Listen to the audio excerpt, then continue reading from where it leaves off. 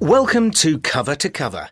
Today we're talking about Carl Honoré's book, In Praise of Slow, which tells us that we're all living too fast and should slow down. With me are two journalists, Kim Mayhew and Rob Davis, both workaholics, of course. Kim, what did you think of the book? Yes, very interesting and extremely funny at times too. For example, I loved the bit about the group in Austria that goes into city centres and tries to stop people hurrying. Oh, yes.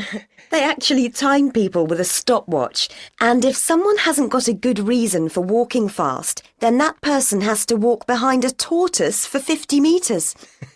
And what did you think of the book, Rob? Well, I really love travelling and visiting new places. That makes me really happy. I've been to about 20 countries so far, and I've enjoyed visiting every one of them. They're all so different. Last year I spent 6 weeks travelling around South America, which was amazing. A different world, really. When I'm here in the UK, well, I really like gardening. That makes me happy too.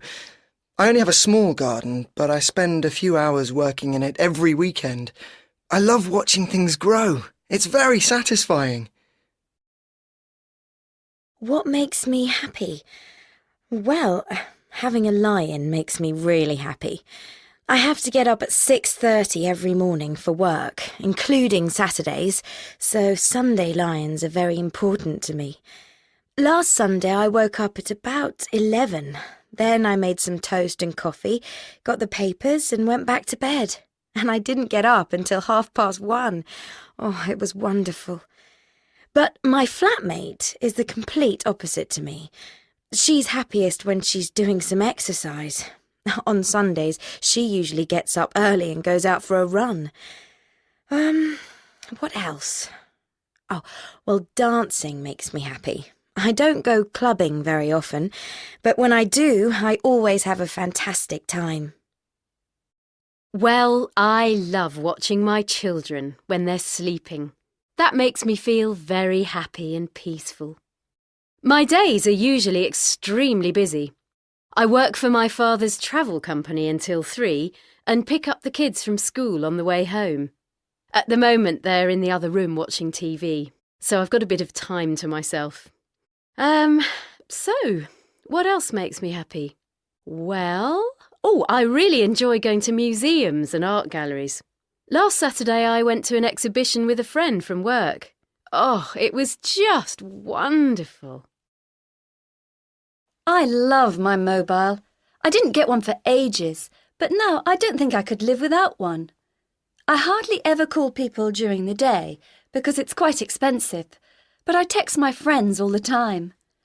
My phone's also got a camera, but I haven't taken many photos with it. Also, I feel much safer with my mobile and never leave home without it, especially at night. The only problem is when the battery runs out or there's no signal. That's happened to me once or twice, usually when I'm trying to get home late at night and there are no taxis around. But I don't have my mobile on all the time.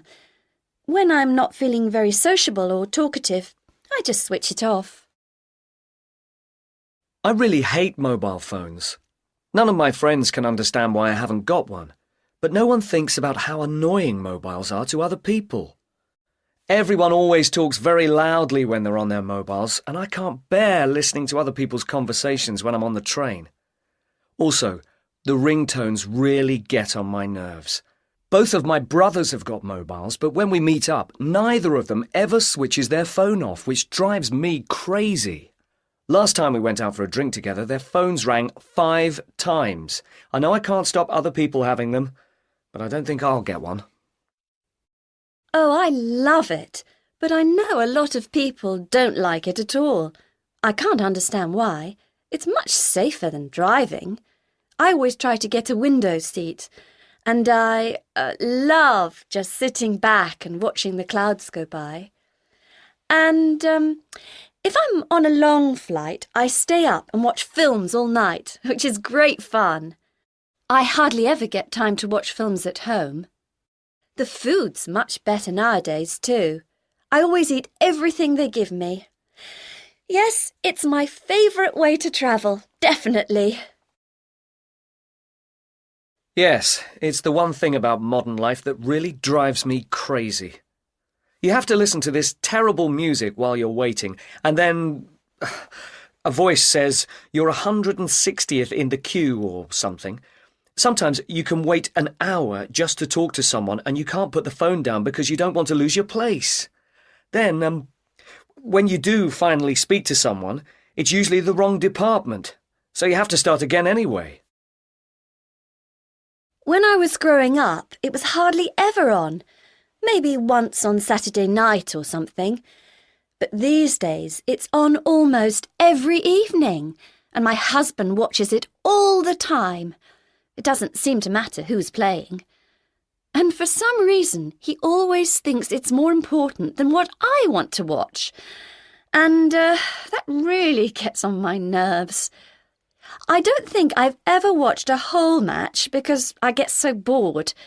To me, it's just a group of millionaires kicking a ball around. No, I can't stand it. Sorry. Yes, this is one of the things I really enjoy doing. Partly because it helps me to stop thinking about work and all the other stressful things in life. When I'm in the kitchen with the music on, I'm in my own little world. I love going to the local fruit and veg market because I always try to use really fresh ingredients. We often have friends round for dinner, and it's very satisfying to see them enjoying what I've prepared for them. My wife, Anne, is the opposite, though. She can't even make toast. That was wonderful. I haven't had a meal like that for months. Yes, I didn't know you were such a good cook, Jeremy. I'm glad you enjoyed it. Do you want some coffee? Yes, I'd love some, thanks. Milk and sugar are on the table. Cheers. Oh, it's so nice to relax for a change. Yes, I know what you mean. Work's really busy these days. I don't seem to get much time to do anything else. So what do you do to relax, Mike? I do yoga, actually. Really? Yes, every morning when I get up. Only for about half an hour, but it really helps me stay calm during the day. Well, Anne goes to a health club to relax. Very expensive it is too. Hey, it doesn't cost that much. Do you go there a lot? No, not really. Only 2 or 3 times a month. But I always have a massage when I'm there. It's absolutely wonderful. I feel like a new woman afterwards. Don't you go swimming or do some proper exercise there as well? No, that's too much like hard work. What about you, Sally? Me? Well, I relax by doing things. I'm not very good at just sitting around doing nothing. So, what do you do? I paint, actually. Watercolours, that kind of thing. Really? Yes, you should see some of her paintings. She's very good. Oh, I'm not really. But, I find it very relaxing. I'm in a painting club, and every Sunday we all go into the country and paint. Well, Jeremy relaxes by sitting in front of the TV every night. Don't you, dear? Not every night, no. Maybe 6 nights a week, that's all. It doesn't matter what's on, really. I'm just waiting for my brain to switch off before I go to bed. That's not very healthy, You should do something more active. Yeah, I know. But I just never have the energy. Anyway, one day when we all retire, we can all relax as much as we want. Only 20 years to go then. Hi, Gary. Hello, Steve. Are Kate and Stuart here? No, not yet. They'll be here later, though. Kate went to Bristol University, didn't she? Yes, she did. Did she like it there? Yes, she had a great time, I think. Why? Well, my brother wants to go there, to study law. Oh, right. And I got back last week. It sounds a great trip. Yes, it was. You haven't been to China, have you? No, I haven't. Why? I'm going there next month, and I'm looking for some travel tips. Well, do you know my friend Tom? Yes, of course I do. He went there last year. Perhaps you could talk to him. Yeah, that'd be good. Cheers. You want him to come to your party? I think he's nice, that's all. Really? You're coming to my party, aren't you? Yes, of course. I wouldn't miss it for the world. Good. Dave hasn't got a girlfriend, has he? No, he hasn't. Oh, good. Actually, he's married. Oh. Wants to go there to study law. Oh, right. Your sister did law too, didn't she? Yes, she did. It was a very hard course, I think. Yes, so I've heard. She works for a big law firm now, doesn't she? No, she doesn't actually. She left there a couple of months ago. Now she works for Greenpeace. You know, the environmental group. Really? Wow. Perhaps you could talk to him. Yeah, that'd be good. Cheers. Tom went to school with you, didn't he? Yes, that's right. We grew up together. He's my oldest friend. Right. He isn't here today, is he? Yes, he is actually. That's him over there. Oh, yes, of course.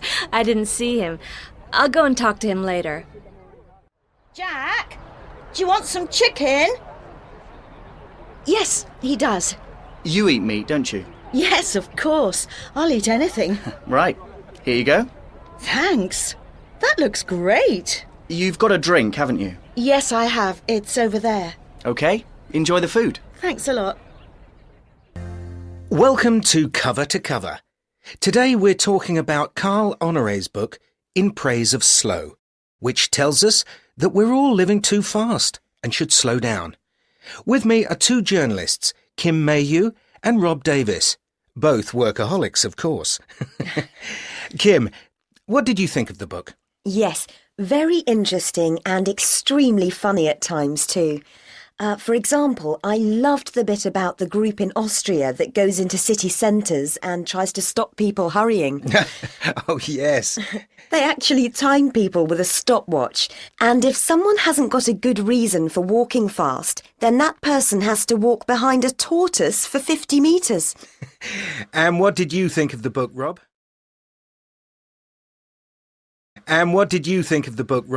Well, after I finished it, I decided that I really must take more time off work. Yes, me too. Actually, the whole chapter on work was very interesting.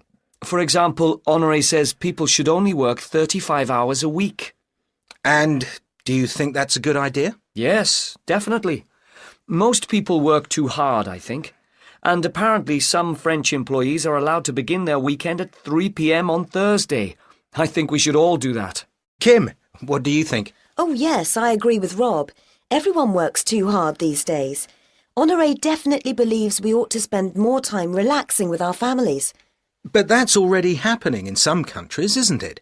For example, Germans spend 15% less time at work now than in 1980. Yes, and Honoré also says people can get their best ideas when they're doing nothing. Albert Einstein was famous for just looking into space at his office at Princeton University. And you can't say he didn't have some good ideas. Yes, and I was interested to read that Americans work 350 hours a year more than Europeans. But in some American companies, employees can sleep whenever they want. Apparently, they have special rooms where people can go and lie down if they're tired. That sounds like an excellent idea. Yes, I'd be in there every afternoon, I can tell you. Actually, by law in the UK, people are supposed to have a break every 4 hours, but a lot don't. It's amazing that 20% of British people work more than 60 hours a week. We work the most hours in Europe, and it's certainly not making us happier. Yes, and then lots of people have to take work home because they're under so much pressure to meet deadlines. Apparently 60% of people in the UK who were interviewed said they didn't take all their paid holiday. That's just crazy. And now we've all got mobile phones and laptops, we're able to continue working when we're travelling. You know, when we're on the train going to and from the office. Yes, and even illness doesn't stop some people. According to Honoré's book, 20% of Americans don't take time off work when they're ill. It seems that some people can't stop working, even when it's nearly killing them. Yes, the Japanese even have a word for it. Koroshi, which means death from working too hard. On that happy note, we'll leave it there. Thanks to... So, Do you think you should relax more? Absolutely. I must try to slow down a bit. Are you able to start work when you want? I'm supposed to be in the office at 8. What about you? I don't have to be at work until 10. Lucky you. Are you allowed to work at home? Yes, we can work at home 2 days a week. Oh, we have to be in the office every day. Perhaps you ought to look for another job. Yes, maybe. Anyway, I have to go. I mustn't be late for my next meeting. Bye. Do people you know have problems sleeping at night? Or maybe you just can't get to sleep yourself. For many people, insomnia is a way of life, and not being able to get to sleep isn't just annoying, it can also be very dangerous. Yes, and with us today is sleep scientist Dr. Iris Saunders. Good afternoon. Dr. Saunders, how much of a problem is this, do you think? Well, we know that tiredness can cause accidents. More than 50% of road accidents in the USA are because of people driving when they're tired. That's amazing. Indeed. And when you think that 30% of people in the UK have problems getting to sleep or staying asleep, and 10% of those suffer from serious insomnia, that's a lot of accidents waiting to happen. So how much sleep are people getting these days? Well, 100 years ago, before electricity, people went to sleep when it got dark and woke up when it got light. But now, in our 24-hour society, we sleep about 1.5 hours less than we did a century ago. Well, we have 2 teenage kids, and no one can say they're sleeping less. Oh, well, that's interesting. Scientists now think that teenagers really do need more sleep than adults. It's because they're still growing. Of course, they don't need as much as babies and small children. They need the most sleep. It's actually older people who generally need the least amount of sleep. So why do we need sleep? We don't actually know. Scientists used to think that sleep was the only time you had complete rest. But in fact, we use about the same amount of energy when we're asleep as when we're sitting on the sofa resting. Really, that's surprising. Yes, and our brains are very active for some of the time we're asleep. Apparently, that's when our brains organize information they've collected during the day. What about cultures where they have naps in the day? You know, siestas. They were unpopular for a while, but now they're coming back. In Spain, for example, they now have siesta salons. Because people don't have time to go home, they go to these places for a quick nap, then go back to work. Really? What a good idea. Yes, apparently a 30-minute nap in the day can improve our performance at work for 3 to 4 hours. Well, that's absolutely fascinating. Thank you, Dr. Saunders. So how are things, Lorna? Well, Andy and I aren't getting on too well at the moment. Oh dear, what's the matter? He's working so hard, he's hardly ever home. And when he is, he's absolutely shattered and really moody. I can see why you're upset. Have you tried talking to him about it? Yes, but he says I'm spending too much money and then just gets really angry. Oh, how awful. But I'm only buying things for the house and the kids. Oh, I'm so miserable, Diane. What do you think I should do? Well, maybe you should talk to him again. Tell him you're concerned about him and that you're worried that he's going to make himself ill. Well, it's worth a try, I guess. Thanks. Hi, Andy. You look a bit fed up. Is everything okay? Yeah, I suppose so. Just got a few money worries, that's all. Oh, I'm sorry to hear that. What's the problem? Well, you know, 2 kids, new house, and Lorna's spending more and more every month. Not on herself, but she buys lots of things for the house and the kids that we don't need. Well, why don't you talk to her about it? I tried that, but she doesn't listen. And then she goes on about me being tired all the time, which is true, I am. Yeah, I see what you mean. But I guess it can't be much fun for her, at home all day with the kids. Yes, good point. So, what should I do? Well, I'd take her out for a really nice meal and talk to her about it. Yes, that's a good idea. I might try that. Thanks, Robin. No problem. Hello? Hi, Mum. It's Lorna. Oh, hello, darling. How are you? Oh, well, not bad, I suppose. I'm still not getting on very well with Andy. Oh dear, what a shame. Is he still working all the time? Yeah, he is. It can't be good for him working so hard. I think he should look for another job. Yes, you could be right. And maybe you ought to spend some time together, you know, just the two of you. You both need a night off, dear. Actually, I'm so glad you said that. Oh, why's that? Andy's just phoned. He's asked me to go out to dinner with him tonight, and we need a babysitter. Oh, well, actually... You did say I needed a night off. Yes, fine. Of course I'll do it. What time do you want me to come round? At about 7. OK. See you then. Oh, thanks a lot, Mum. Bye. Goodbye, darling. I work as a guide for a company that organises rainforest holidays here in Costa Rica. I've lived in this country for 3 years, and I love it. I've worked in 2 other Central American countries, and I had a great time in both places, but this country is really special. It's not it's not an easy job. You have to deal with some very difficult people, and most of our guests have never been in a rainforest before. But they always say it's the best experience they've ever had. Of course, I've also had to put up with some idiots. For example, last month 2 guys set off on their own without telling anyone. They got lost in the rainforest, and it took us 2 days to find them. And I've just been to San Isidro to pick up a guest from the hospital. He was bitten by a poisonous spider he found in his room. He's okay now, though, and, you know, at least he'll have a good story to tell people when he gets back home. I started working in the hotel industry 14 years ago, but this is the first time I've run a hotel in a touristy place like Cornwall. My husband and I have had this place since 2001, and I'm a bit fed up with it, to be honest. Managing a hotel is quite stressful, particularly when people complain all the time, which can happen. And I can't stand it when people steal things from the rooms. I suppose people want to bring back a souvenir of their holiday, but surely they've got enough towels at home. Another problem is that one of us always has to be here. For example, my husband's gone to see some friends off at the station, so I have to stay and look after the hotel.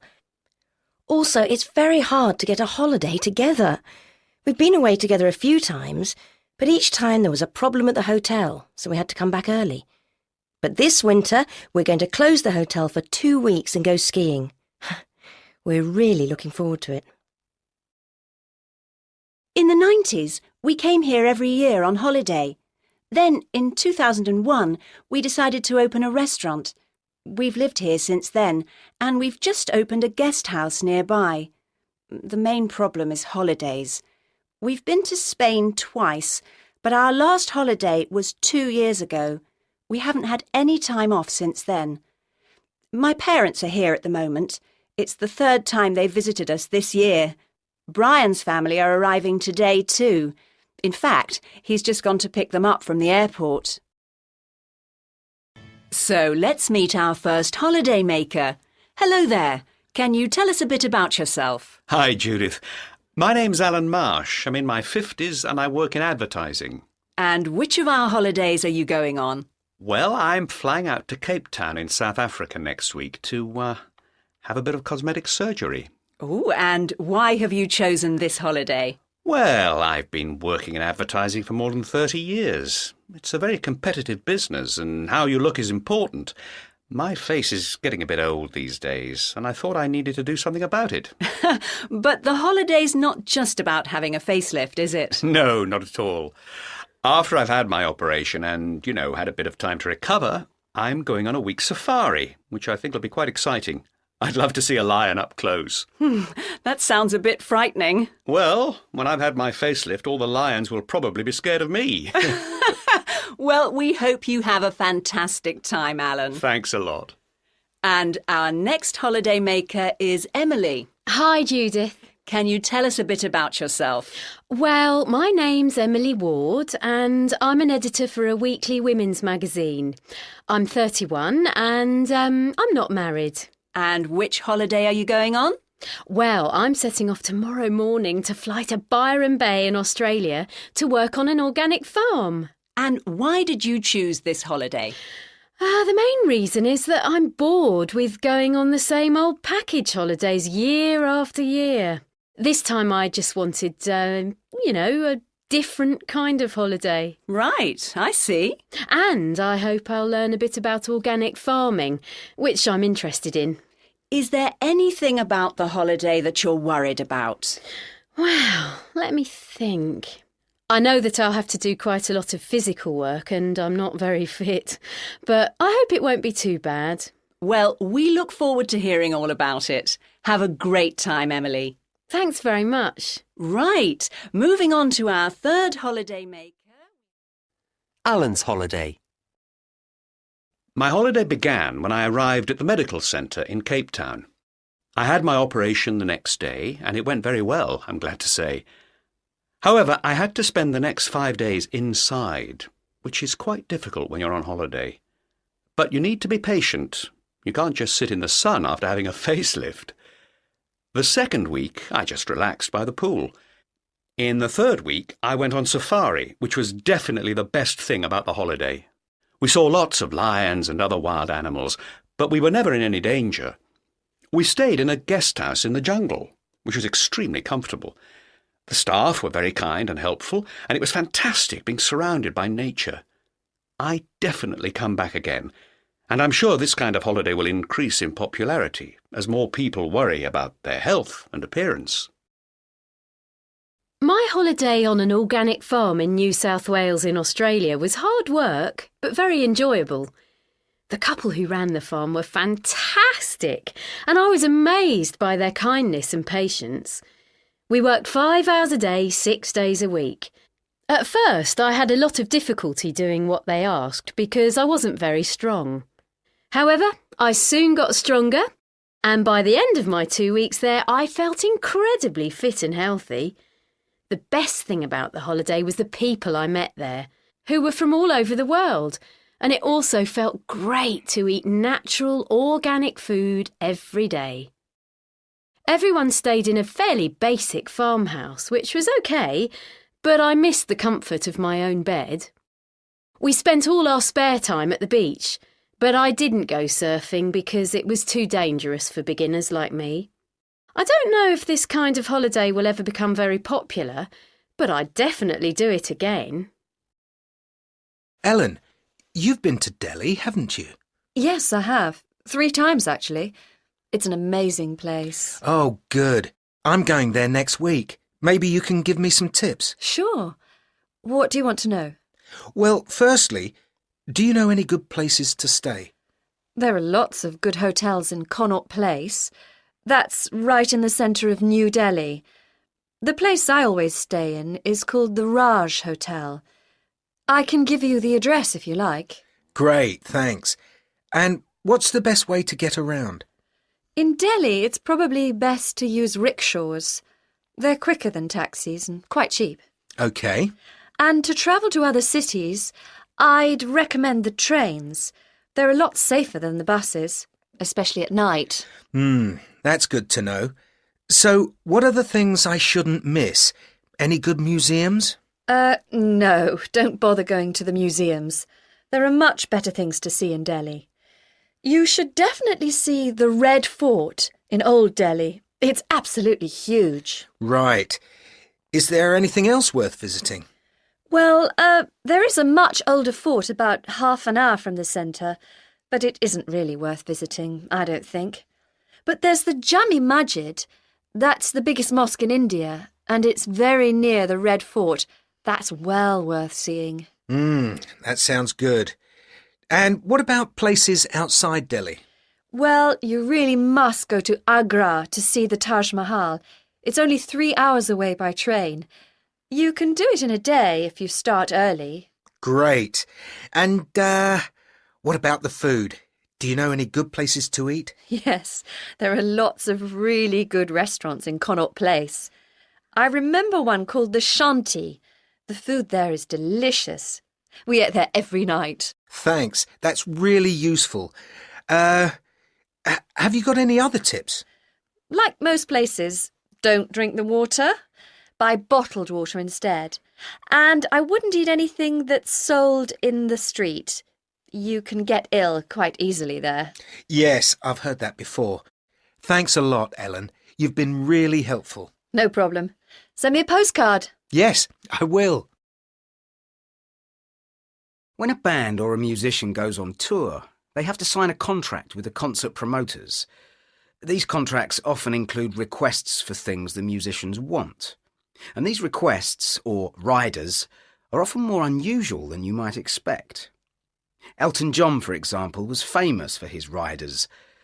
He always said what size sofa he wanted and exactly how many flowers there should be in his dressing room. However, the Rolling Stones were very different. In 1998, they were touring in Europe and the USA for most of the year. They used to take their own furniture with them wherever they went. But they always asked the promoter for a full-size snooker table. Jennifer Lopez is famous for being difficult. In 2001, she went to Miami to make a music video for charity. Her rider said that everything in her dressing room had to be white. Sofas, tables, flowers, curtains, even the walls. And when Britney Spears was on tour in 2000, her contract said that the promoter had to pay $5,000 every time the phone rang in her dressing room. But perhaps the most unusual rider was from the rock star Prince. He wanted everything in his hotel room covered in clear plastic. Some food requests are also rather strange. We all know about Luciano Pavarotti and his love of food. Once, while he was staying in New York, he asked for a kitchen in his hotel suite, but it had to be exactly like his kitchen at home. And the 70s rock group Foreigner once asked for 12 fruit pies, but not to eat. While they were having their end-of-tour party, they threw the pies at each other to celebrate the end of the tour. What are you working on at the moment, Beth? I'm making a TV series about famous women in history. That sounds interesting. Yes, it is. I decided to make the series because I'd seen an article in the newspaper about men and women adventurers. I realised that I'd learnt about some of the men at school, but I hadn't heard of any of the women before I read the article. But when I read about them, I was absolutely amazed by what they'd achieved. They were incredibly brave and adventurous. Women like who? Harriet Quimby, for example. She's the star of the first programme. Never heard of her. That's exactly my point. Harriet was a beautiful New York journalist. She was very independent, extremely determined, and she wanted to do everything that men could do. For example, she was the first woman in New York to get her driving licence. And in 1911, she became the first woman to get a pilot's licence in the whole of the USA. Really? Wow. Yes, and she was also very ambitious. She'd only had her licence for a few months when she decided to become the first woman to fly across the English Channel. And didn't that make her famous? No, it didn't. She arrived in England in April 1912 on a Sunday, and the weather was perfect. Unfortunately, by the time she got up the next day, the weather had changed. She waited for it to get better, but it didn't. So she set off on the Tuesday, even though the weather was still really bad. And planes in those days were fairly basic. Yeah, she couldn't see anything, and she got lost. So when she landed, she didn't know which country she was in. But luckily, it was France. So why wasn't that front-page news? Well, it was the same day the story of the Titanic was on the front page of every newspaper in the world. Oh, no. Yes, it's true. Actually, the Titanic had sunk on the Monday, the day before Harriet landed in France. So everyone was interested in the Titanic, not Harriet's flight. Yes. Then she died 2 months later in a flying accident in the USA. She was only 37. How sad. So, when's this series going to be on TV, huh? On March the 1st, 2002, Anne Daniels, Caroline Hamilton and Pom Oliver flew from England to Canada to walk to the North Pole. They were all experienced explorers, and they'd already walked to the South Pole 2 years earlier. By the time they left the UK, they'd trained for months with the British Army, and they'd put on 16 kilos in weight. However, as soon as they set off, they started having problems because of bad weather and temperatures of -50 degrees Celsius. Pom soon got frostbite, and by day 47, her feet had become so painful that she couldn't continue. By the time Anne and Caroline arrived at the North Pole, they'd walked 750 miles in 81 days. When they arrived back in England, they received a hero's welcome. No other women had ever walked to both poles before. Still on the subject of plants, I'm talking to Monica and Kaz Janowski about an amazing story that happened while they were living in the jungle in Borneo, and their daughter Molly was badly burned. First of all, why were you living there, Monica? Well, I'm an anthropologist, and I was studying how the people of Padali grow rice. Right. And how old was Molly then? About 18 months. And can you tell us what happened? Well, we were living in one of the village longhouses, and we had a place where we could make a small fire. That's where we used to cook all our meals and eat and everything.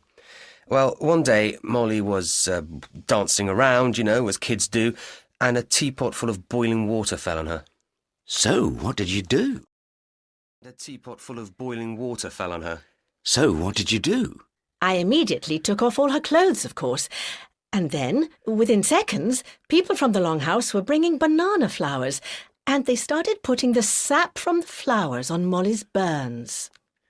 So, how bad were the burns? They covered about 1/6 of her body. It was very serious. And how far away were you from a doctor? The nearest one was in a village called Barrio, about 20 miles away.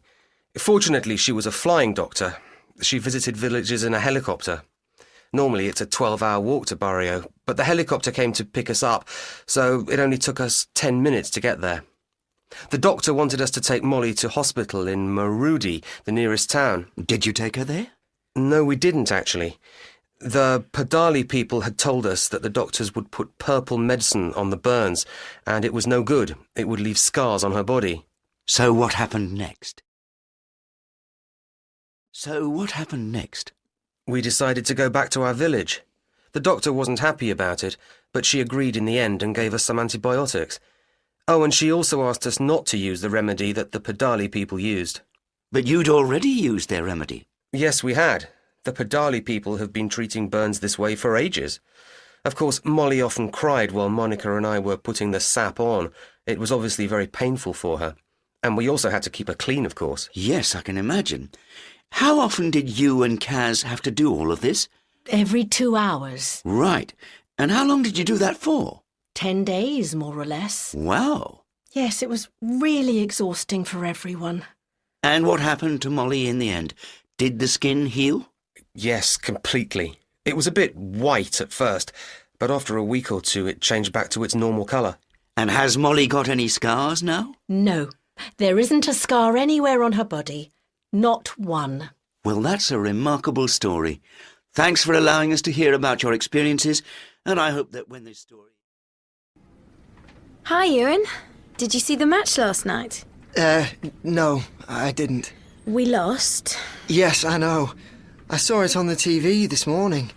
Most of the report was about what happened after the match. You know, all the fights. Football fans are all just a bunch of stupid idiots. Hey, they're not all like that. Yes, they are.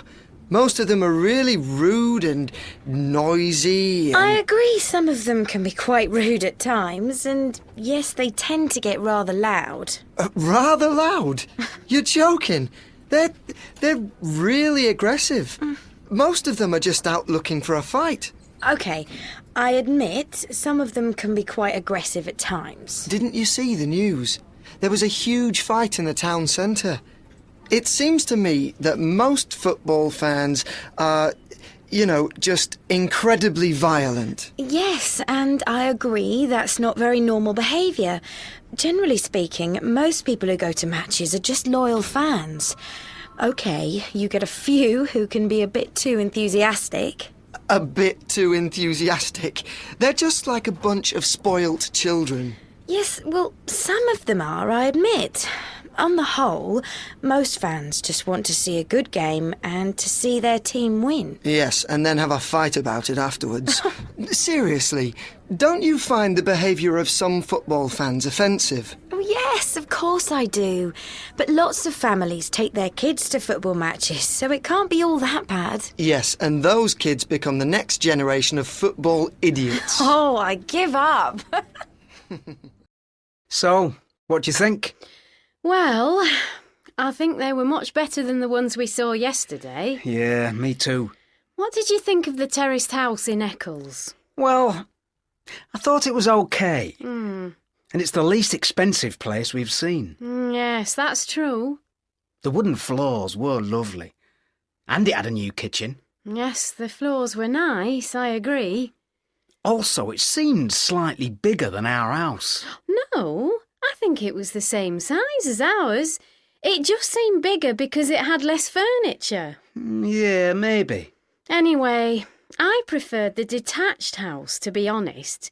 You know, the one in Monton. It's one of the oldest houses we've seen so far anyway. And I like older houses. They've got character. Yeah, I see what you mean. But it's on a very busy road. I'm not sure I want that. It was much noisier than the other two. Yes, that's true. I noticed that too. That might be a problem, especially at night. Also, the garden was far smaller than I expected. And it's very similar to this house. We might as well stay here. Right. So you didn't like any of them? No, I was quite keen on the flat in Salford. It's not as big as the others, but it felt a lot more spacious. Yes, it did, didn't it? I thought it was very different from anything else we've seen. And it had the most amazing view. You know, down the river. Yes, that was wonderful, wasn't it? But you prefer the house in Monton, don't you? Well, I did like the Monton house, yes. Mainly because it had a garden. And you know how much I enjoy gardening. But it's a little further away from the city centre, isn't it? Yes, it is a bit. But it's within walking distance of a station, that's the important thing. Yeah, you're right.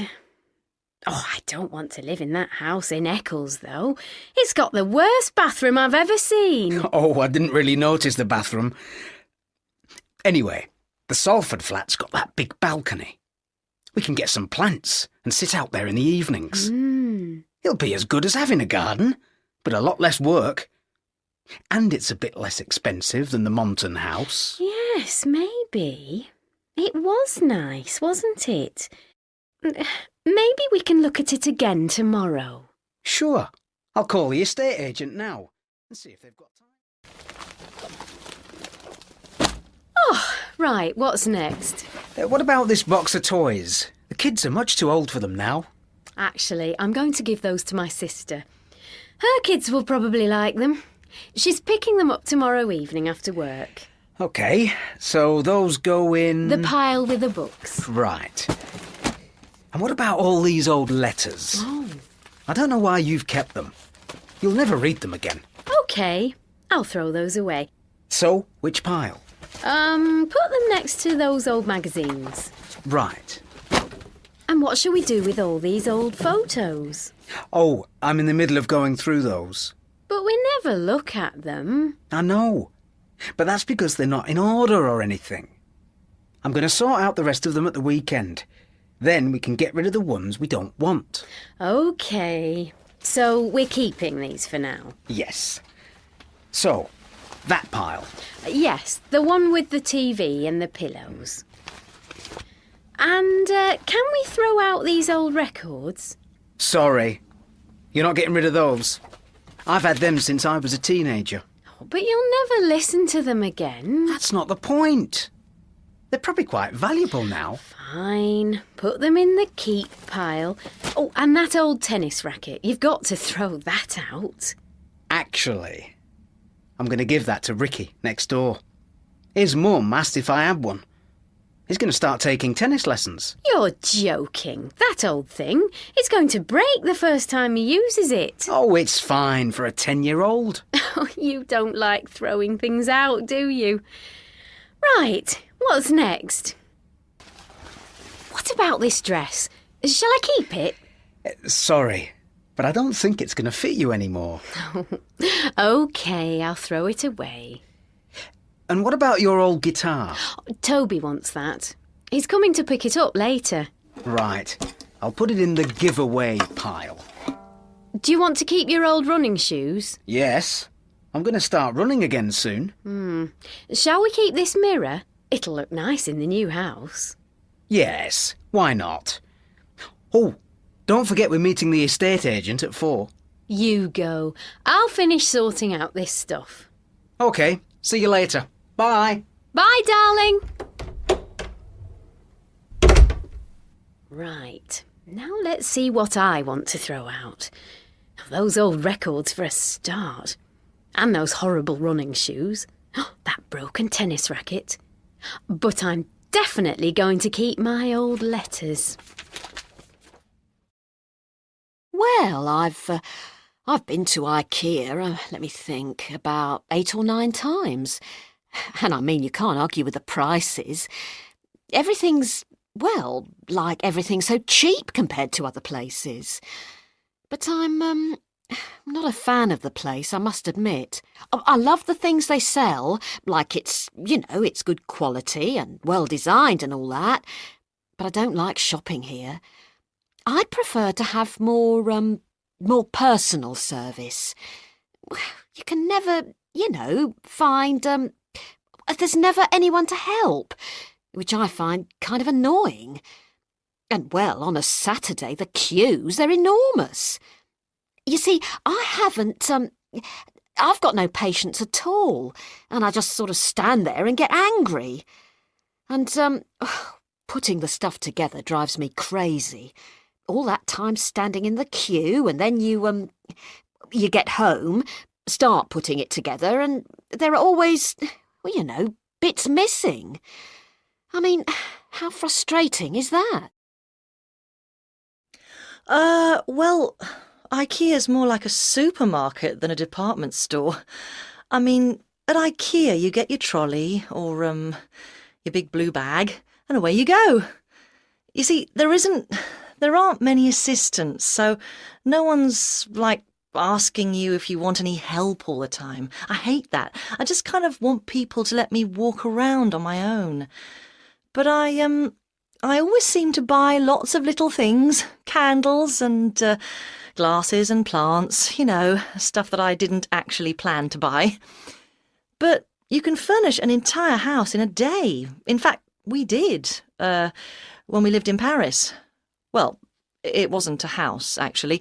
We rented an unfurnished flat and there was nothing in it, obviously. So we went to IKEA and bought loads of things and, just took them home in the back of the car. We were able to put all the furniture together quite easily, and by the evening we had a furnished flat. And everything was, really cheap. I mean, what more do you want from a store? Are you looking for something? Yes, I'm sorry. I've forgotten what it's called, but it's a thing for opening bottles of wine. Do you mean one of these? Yes, that's it. What's it called? A corkscrew. Corkscrew. Thanks. Could you help me? Sure. What do you need? I'm sorry. I don't know the word for it. It's stuff for getting marks off your clothes. Washing powder? No. It's a type of liquid. You use it when you get coffee on your shirt. Oh, you mean stain remover. It's over there, by the soap. What's it called again? Stain remover. Thanks very much. Can I help you? Yes, I hope so. What are you looking for? I can't remember what they're called. You use them to put posters up on the wall. They're made of metal and, they've got a round top. Oh, you mean drawing pins? Just a minute. These things. Yes, that's right. What are they called again? Drawing pins. Yes. Can I have a box of those, please? Sure. Anything else? No, that's all. Thanks. Excuse me. Yes? I'm looking for something for my mobile. I'm sorry, I don't know what it's called in English. It looks like a black box. You use it when the batteries are dead. Is this what you're looking for? Yes, that's right. What's it called in English? A charger. Right, a charger. Thanks a lot. No problem. Hello? Hi, Steve. Hi, Kate. How are things? Oh, okay, I suppose. But being at home all the time is driving me crazy. Now the kids are all at school, I've been thinking about what to do with the rest of my life. So, what choices do you have? Well, I could just go back to work, teaching French. But I'm thinking of going back to university instead. Really? Wow. But the trouble is, if I start teaching again, I'll be exhausted after a year. And then what? What will you study if you go back to university? Well, I'd like to do business studies. I've talked to a few universities, and I don't think it'll be a problem getting in. Well, that's good. But you might have to wait until next year if you don't apply soon. It's already June. Yes, I know. What does Colin think? Well, he thinks it's a good idea, but he's worried about how much it'll cost. We haven't got much spare money, you see. But unless I do it now, I'll be too old. Well, have you asked Mum and Dad? I'm sure they'll help if they can. Yes, that's a good idea. I'll give them a ring before they go on holiday. I think you should do what will make you happiest. Yes, you're probably right. As soon as I make up my mind, I'll let you know. Anyway, how are things with you? Well, I'm trying to decide if I should leave my job and become a writer. Are you serious? You want to stop being a doctor? Yes, I think so. I might leave after I finish this contract. But what about money? Yes, that's a bit of a problem. I've got some savings, enough to last me 2 or 3 months. Well, why don't you work part-time? Then you can earn some money and write on your days off. Yes, maybe. That might work. Have you told Mum and Dad about this? No, not yet. Right. I won't tell them until I decide what to do. You know what they're like. But I think that's what I want to do. Well, I'll believe it when I see it. You laugh all you want. Just wait till I'm famous. Anyway, how's it going with your new girlfriend? I thought she... Charlotte, are you very superstitious? No, not really. Why do you ask? I'm reading this absolutely fascinating book about the history of superstitions. Did you know that in the UK, people think that seeing a black cat is good luck? But in nearly every other country, it's bad luck. Don't you think that's strange? Yes, I suppose so. And do you know why breaking a mirror is 7 years bad luck? No, why? Well, the Romans believed that life started again every 7 years. If a mirror broke, then people thought the last person who looked at it was very ill and would continue to be ill for the next 7 years of their life. That is, until they got a new life. OK, then. My uncle always carries a rabbit's foot around with him. Why's that lucky? Hang on.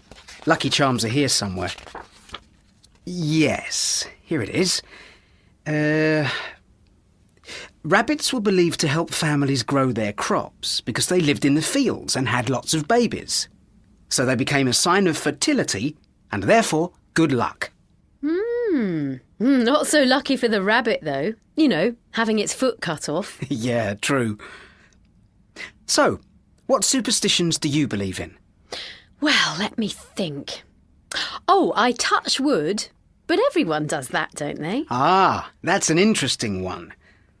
According to this book, thousands of years ago, people believed that good spirits lived in the trees, and that touching wood called on these spirits and protected people from danger. That's interesting.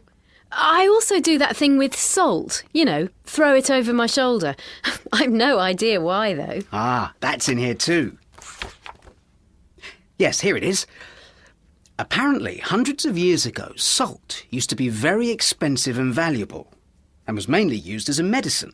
So, spilling it was a really bad thing to do. You throw it over your left shoulder, or the right one, if you live in Argentina and Italy, into the faces of the evil spirits behind you, to stop them hurting you. Sounds like an interesting book. Yes, it is. You can borrow it when I've finished, if you like. Oh, yes, please. Thanks a lot. Hello, everyone. Welcome to today's meeting. Perhaps we can start by all introducing ourselves. My name's Sarah Clark from the Local Government Planning Department, and I'm chairing today's meeting. Hello, everyone. I'm Sergeant Jim Matthews from the Avon and Somerset Police Force. Hi, my name's Terry Gibson from the UK Party Network. We organise gigs and festivals all over the country. And I'm Mrs. Felicity Richards. I live in Coleford, which, as you know, is very near the suggested site of the festival. Hello, I'm Paul Davidson, and I'm a local farmer. Thank you all very much. As you all know, we're here to discuss the UK Party Network's application for a music festival on Paul Davidson's farm near the village of Coleford. Right, Mr. Gibson. Perhaps you would like to start by telling us a bit more about the festival. Please, call me Terry. Well, we're planning to put on a 3-day festival at Mr. Davidson's farm on the last weekend in August. We're hoping to have a capacity of 30,000 people, and there will be a few... Sorry, do you mind if I interrupt? Sure, go ahead. Did you say 30,000 people? Yes, that's right. Well, how do you expect our little village to cope with that many people? It seems to me that you haven't thought about local residents at all. Oh, that's not true, actually, Felicity. Mrs. Richards. Sorry, Mrs. Richards. We've been running festivals for over 10 years, and we've always had a very good relationship with local residents. This festival will bring thousands of people to the area, which will help local businesses and provide jobs for local people. Well, I'm not sure about that. The people who go to these festivals aren't the kind of people we want in our village. It seems to me that the only thing you care about is... Can I just say something here? If I could just finish making this point. The only thing you people care about is making money. You don't care about local residents at all. Paul, you had something you wanted to say. Yes, thank you. I just wanted to point out that my farm is over 4 miles from Coleford, so most of the festival goers won't pass through the village at all. You'll never know it's happening. What's your opinion, Sergeant? I'm not sure I agree, actually. Not many people will pass through the village, that's true, but residents will definitely know there's a festival because of the noise. Yes, absolutely. But the noise won't be a problem, I promise you. The live music stops... Won't be a problem? Can I just finish what I was saying? Yes, of course. The live music will stop at midnight, and after that it'll be very quiet, I promise you. Can I make a point here? Yes, of course. Don't forget there's a hill between Coleford and the farm, so that will stop a lot of the noise. That may be true, but what about all the cars? Surely the traffic will be a big problem. Yes, I'd agree with that. The roads around here aren't really big enough for that amount of traffic. That's what worries me most about this idea, to be honest. And there's also the problem of security. We might not have enough police to deal with this festival. What do you think, Mr. Gibson? Well, we will be providing our own security staff to check tickets and... What are you doing on Saturday night, Jill? You usually go clubbing, don't you? Yes, I do. But unfortunately, I've hurt my foot, so that's no good.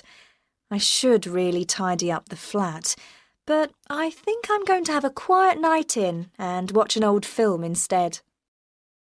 Have you found a new place to live yet, Steve? We're still looking, actually. My wife fell in love with an old cottage we saw last week. It was gorgeous, but it needed a lot of repairs. Then this morning we saw a terraced house, which was tiny but in a good neighbourhood, and a larger semi-detached house in the suburbs.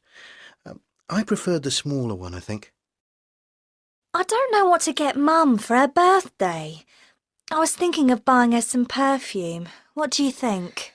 Well, she loves things that smell nice, but isn't that what you always get her? I suppose it is. I saw a lovely cat in the market made of wood that she might like. Or there was also a really nice corkscrew that looked easy to use. That sounds good. You know how she likes practical things. Right. I'll get that then. Tim, can you give me a hand making dinner? OK. What do you want me to do? First, can you get some vegetables out of the fridge? There are a couple of aubergines. I love those. Yes, I know, but they'll take too long to cook. Are there any peppers? Oh yes, there are some here at the back. They'll be fine then, thanks. And what about these courgettes? Let's keep those to have with the roast lamb tomorrow. Hi there and welcome to the programme. Firstly, let me give you some information I've just received about the Beddington Bridge Music Festival, which takes place every year. Regular fans will remember that the festival happens over the third weekend of August, Friday to Sunday, near the village of Beddington. This year, though, it's going to start on the Thursday, which will give people the chance to have even more fun. There's a range of tickets to suit everyone, from one-day visitors to people who want to stay for the whole long weekend.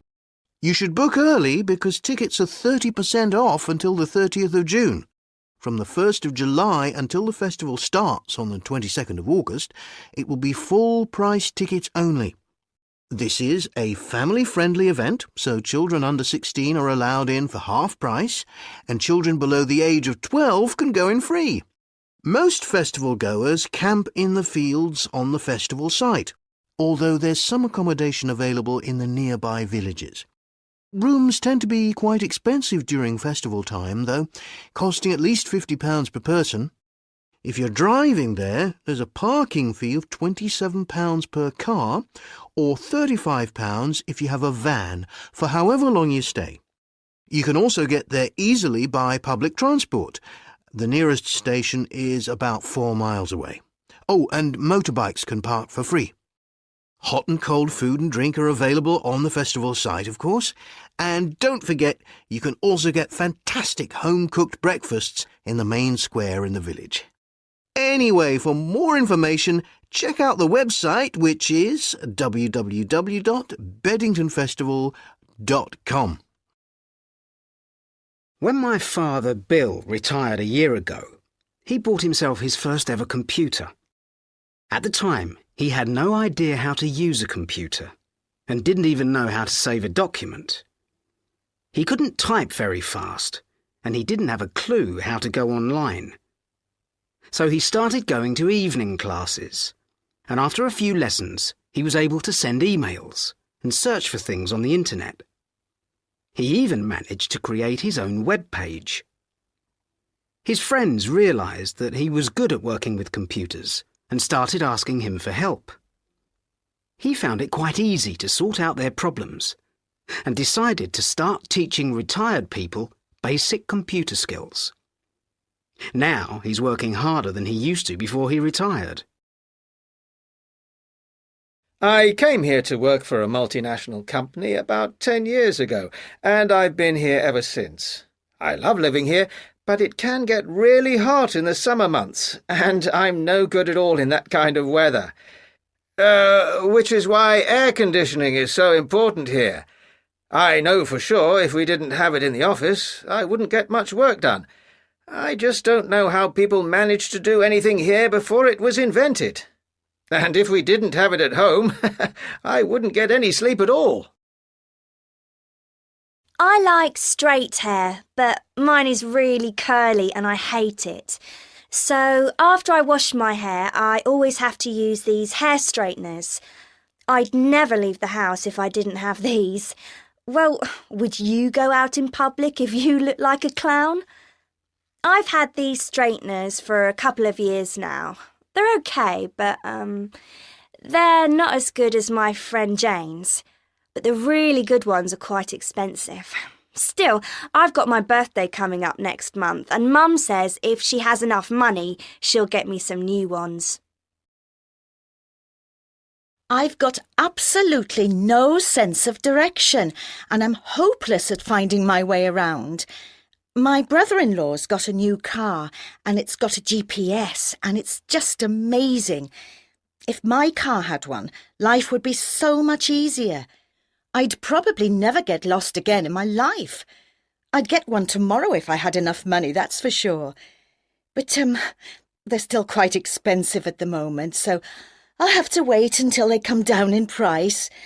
But, you know, I spend so much on petrol because I get lost all the time. It might be cheaper to buy one now. Oh dear. I'll never finish this report by 5 o'clock. Sorry. I'd help you if I didn't have all this work to do. Have you asked Megan? I couldn't find her. Well, if I see her, I'll tell her to call you. How do I get to your sister's place again? Surely you know the way by now. I wouldn't ask if I knew. Well, if I didn't have to go to work, I'd take you myself, but I've got meetings all day. Oh, don't worry. If you just write the directions down for me, I'll be fine. These days, computer viruses are part of everyday life. But as early as 1940, a man called John von Neumann predicted that computer programs would be able to make copies of themselves, and he was right. This ability has meant that people have been able to create viruses which can travel from computer to computer. As we all know, computer viruses can cause a huge amount of damage. But what's the history of these viruses, and what kind of people write them? The word virus was first used by a computer scientist called Frederick Cohen in 1983. He noticed that a computer virus travels from computer to computer in the same way as a flu virus travels from person to person. The first virus to travel from PC to PC was called Brain in 1986. Its creators, Basit and Amjad Alvi, owned a computer store called Brain Computer Services in Pakistan. They created the virus so they could find out how many people were stealing their software, and were amazed when their virus spread all over the world and became international news.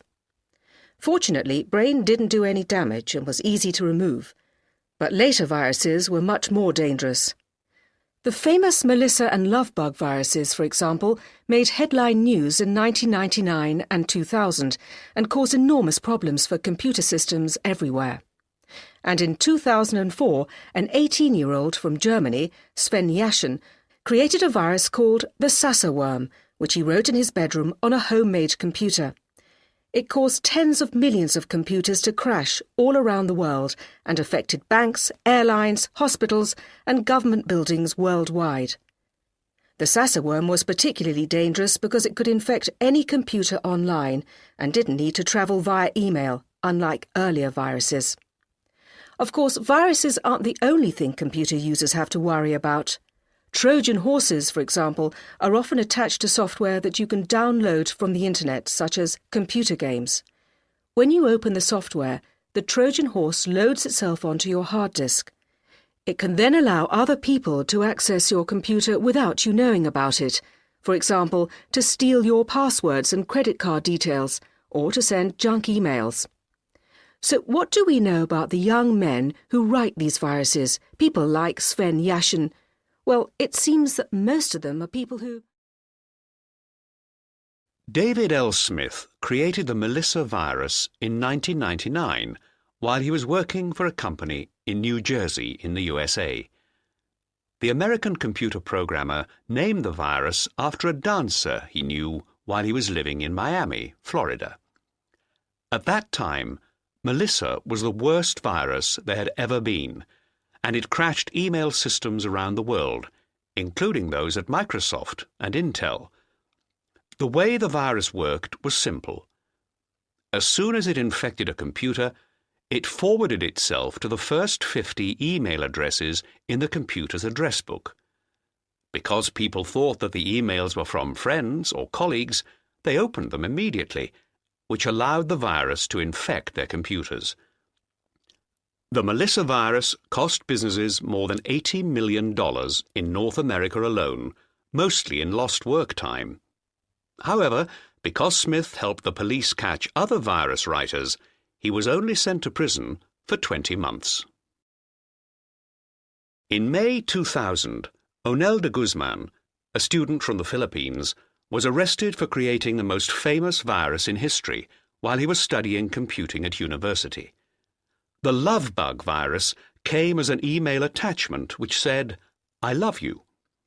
People thought the attachment was a love letter, so they immediately opened it. The virus sent itself to everyone in their address book and then deleted important files on the computer's hard disk. Even when people thought they had got rid of the virus, it was clever enough to sit waiting in an unopened file. The virus spread around the world extremely quickly, and after only one day, about 45 million computers were infected. Lovebug did a lot of damage to businesses in Asia, Europe, and the USA, and cost them over $10 billion. Fortunately for him, Onel de Guzman wasn't sent to prison, because at that time there were no laws in the Philippines for computer crime. Come on, you stupid machine. What's wrong with you? Well, hello, Carol. How was the trip? Oh, hello, Simon. It went very well, thank you. Some new contracts, I think. Oh, good.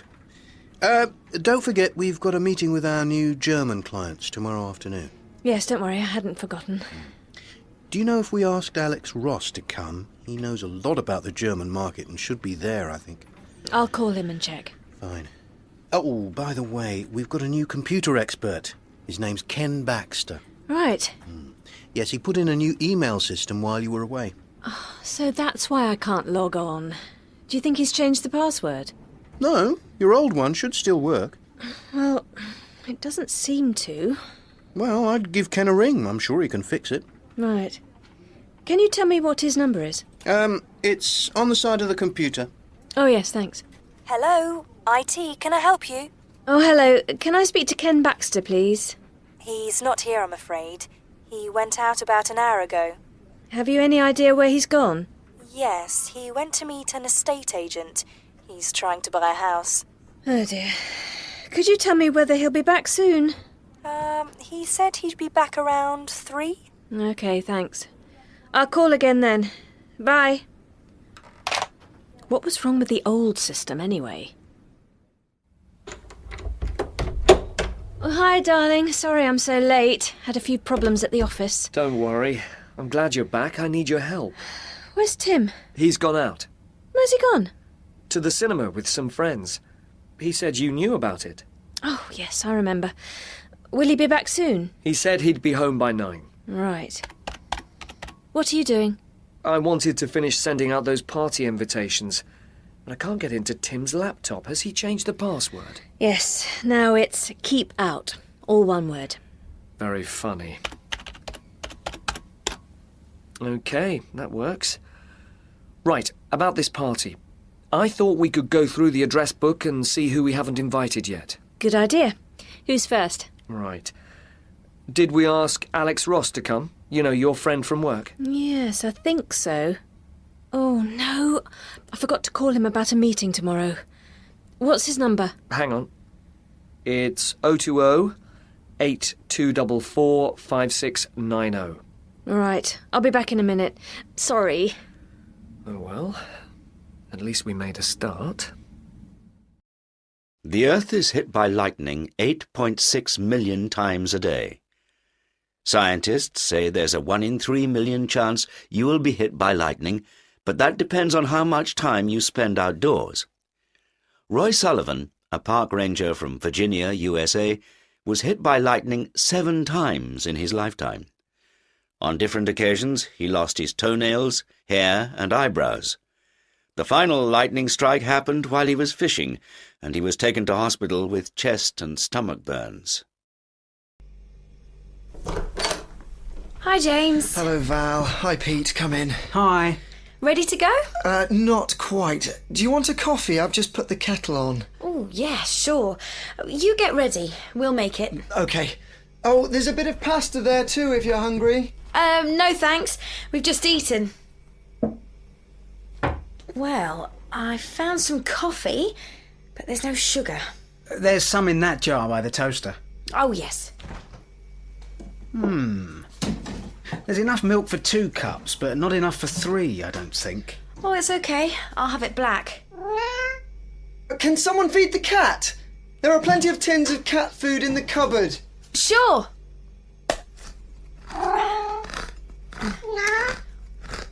Here you go, Kitty. James, where's your recycling box? I haven't got one. Why? Oh, everyone should have a recycling box. Too much rubbish is just thrown away when a lot of it could be recycled. Oh dear, you're probably right. I never recycle anything, I'm sorry to say. Well, you're not the only one.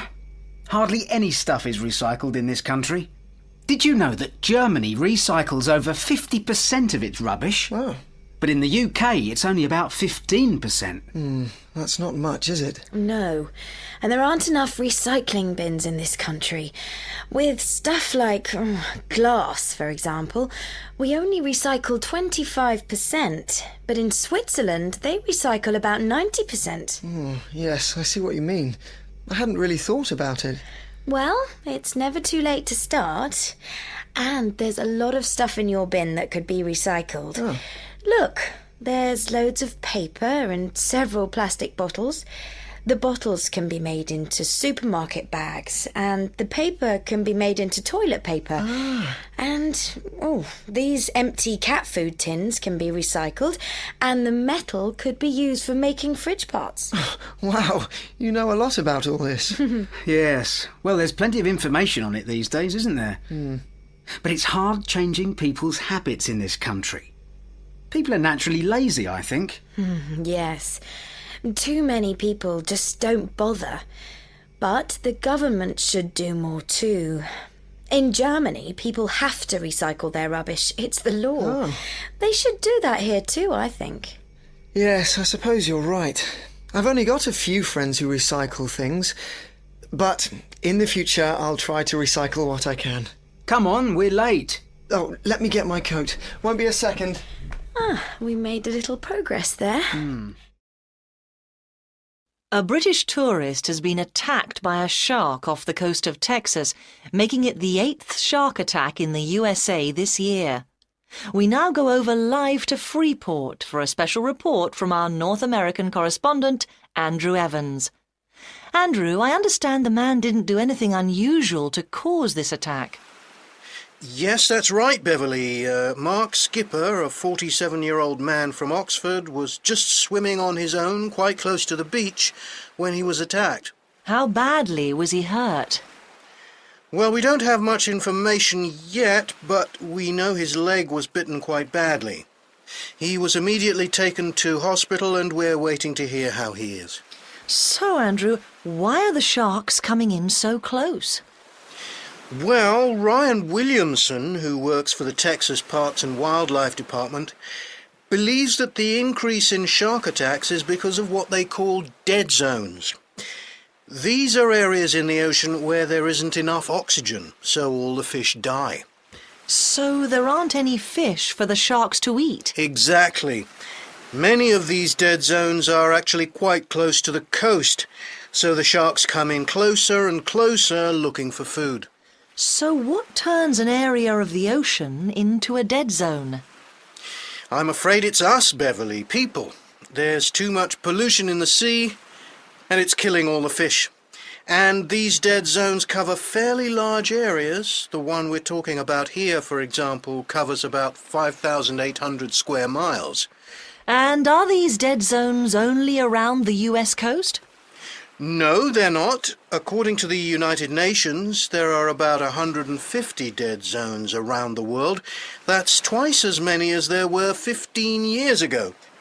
The largest ones are in the oceans and seas around China, Japan, South America, Australia and New Zealand. And the number of shark attacks has increased in all of those places. So is the Wildlife Department in Texas now saying that people shouldn't go swimming? No, they aren't telling people to stay out of the water, but they've advised holidaymakers not to go swimming early in the morning or in the evening, because those are the times when sharks feed. Thank you, Andrew Evans, for that report. You obviously know this area well. Could you give us some advice? Well, if I were you, I'd take plenty of warm clothes. The weather can turn bad very quickly. Yes, we've got enough, I think. And don't forget to check the weather forecast before you set off. Yes, we will. Anything else we should know? Yes, watch out for bears. Right. What should we do if we see one? Make yourself look as big as possible. Open your coat. Stand on your toes. Anything to make yourself look bigger. With any luck, it'll leave you alone. I hope so. And be careful when you're crossing rivers. They can be quite dangerous. Which reminds me, it's a good idea to take a spare map in case you lose one. That's a good idea. I hadn't thought of that. The last bit of advice, stay together at all times. Your car's over there, and here are the keys. Oh, thanks a lot. No worries. Is this your first trip to the outback? Yes, it is actually. Well, whatever you do, don't leave without telling people where you're going. Oh, good idea. I hadn't thought of that. And don't forget to tell them when you expect to be back. Right. And what do you think we should take with us? Well, make sure you take plenty of water. You'll need it out there. And of course you'll need your own food, sun cream, a hat, and a spare can of petrol. Right. That's really useful, thanks. And do you think it's a good idea to take some warm clothes? I hear it can get cold at night. Yes, that's always a good idea. Oh, and watch out for kangaroos, particularly when it starts to get dark. They move around a lot in the evening and you might hit one. The big ones can cause a lot of damage to your car. I mean my car. Right. Thanks. That's very helpful. See you next week. Right. This is your first open water dive, so be careful. Remember, whatever you do, don't lose your partner. Stay together at all times and watch out for sharks. What should we do if we see one? Just stay calm. Most of them are harmless, and remember, sharks underwater look a lot bigger than they really are. So, if you see one, don't worry. It'll probably just swim past you. And if it doesn't? Well, just swim away and come back up. But remember, don't come up too quickly or else you could be in trouble. Right. Okay. Okay, we've got 40 minutes bottom time. Don't forget to check your air every 2 minutes. And if you start to shiver, that's a bad sign because it means you've lost too much body heat. So if that happens, you'd better come up immediately. Okay, ready everyone? Ready? Yeah. Let's go. Right, let's have some fun. In we go.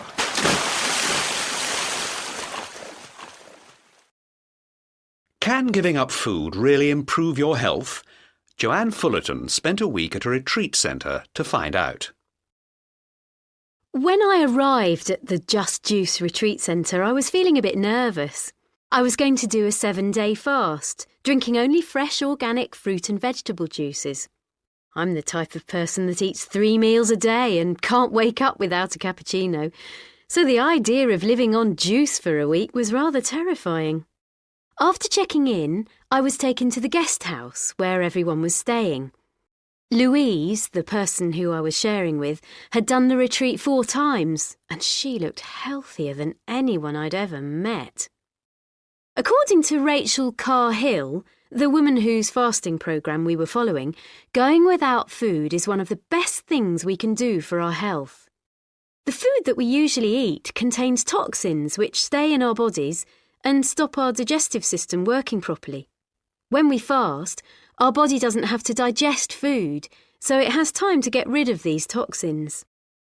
The first day started with yoga at 7 o'clock, and then we had breakfast, a big glass of carrot juice. We spent the day listening to talks about health, having massages and relaxing, with a different juice meal every 3 hours. On the second day, I had an awful headache and felt as if I was getting a cold. Apparently this was a normal reaction because my body was starting to get rid of the toxins. On day 3, my headache was much worse, and this was also when I started getting really hungry. I began daydreaming about cheeseburgers, pasta, chocolate, anything but more juice. However, by day 5, the hunger had gone, and I felt more relaxed than I'd been for years. At the end of the retreat, I'd lost 3 kilos and felt like a new woman. Now I'm much more careful about what I eat, but I still need my morning cappuccinos. Hello, I'm Amber Benson, and here is the news this Tuesday lunchtime. The Health Service has failed to meet its targets to reduce waiting times in A&E departments in NHS hospitals, according to a new survey carried out by the British Medical Council. The survey said that patients were still waiting too long to see a doctor, with some patients waiting up to 9 hours. However, government spokesperson Francis Hall told reporters that the situation was improving. We haven't met our targets yet, that's true, but we've made a lot of progress. The average waiting time has already been reduced from 3.5 hours to nearly 2.5 hours, and we expect to see even better figures in the future. A new report on allergies has just been published.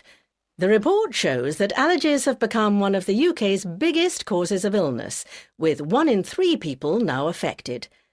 According to the report, the UK also has the highest rate of asthma in Europe, and treatment for this illness cost the NHS over £1 billion last year.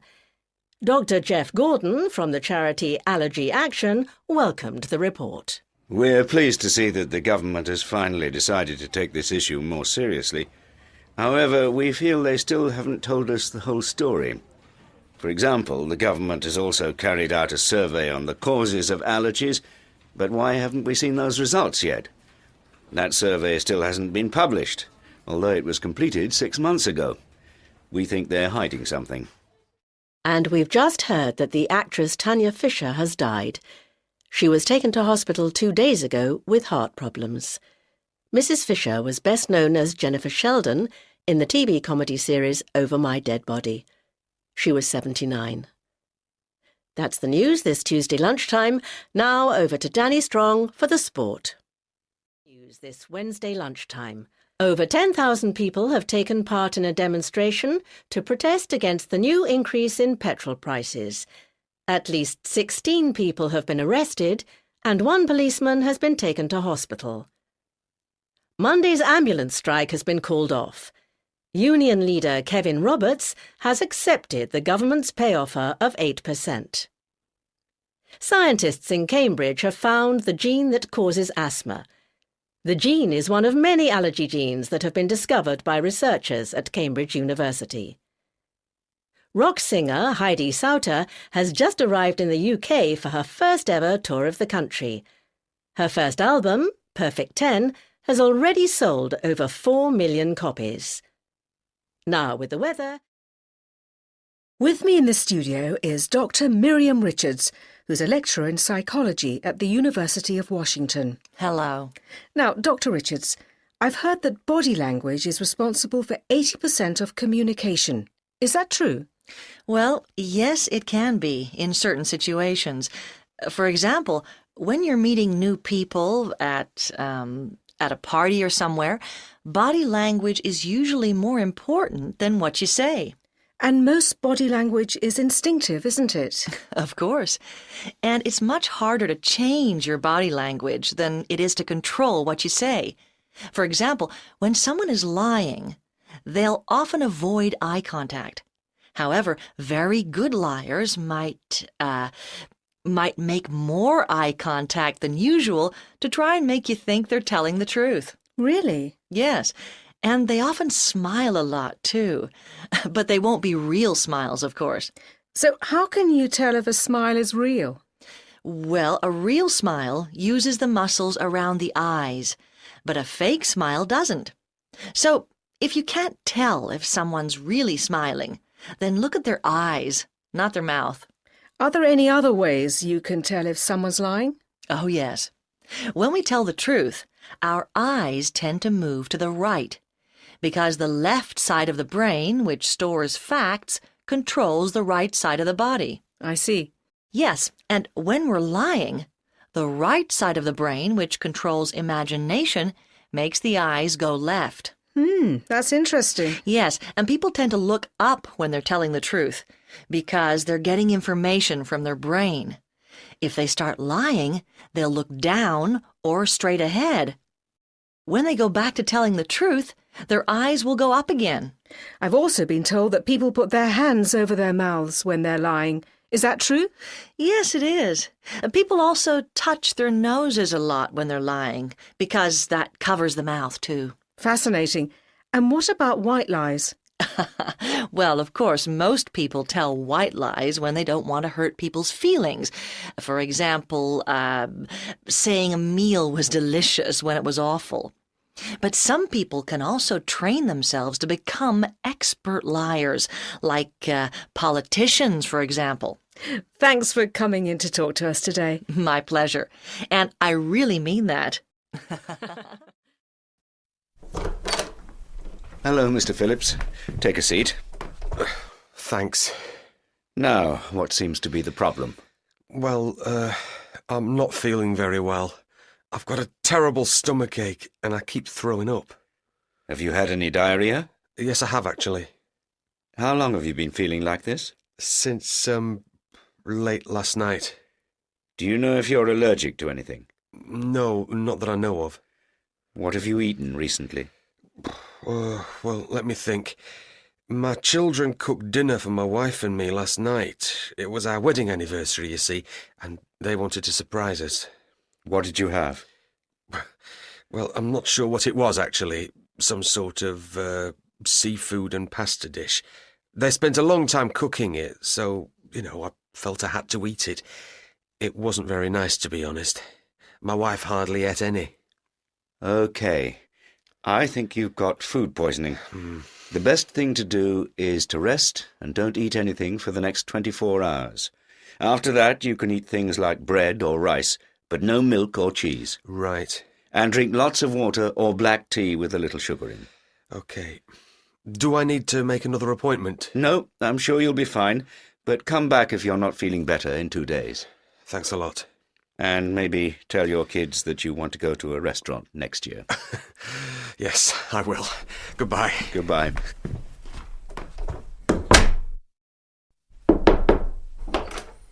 Hello, it's Mr. Taylor, isn't it? Yes, that's right. Please sit down. Thanks. What seems to be the problem? Well, I haven't been feeling very well recently. My chest hurts and I keep getting really bad headaches. Have you been taking anything for them?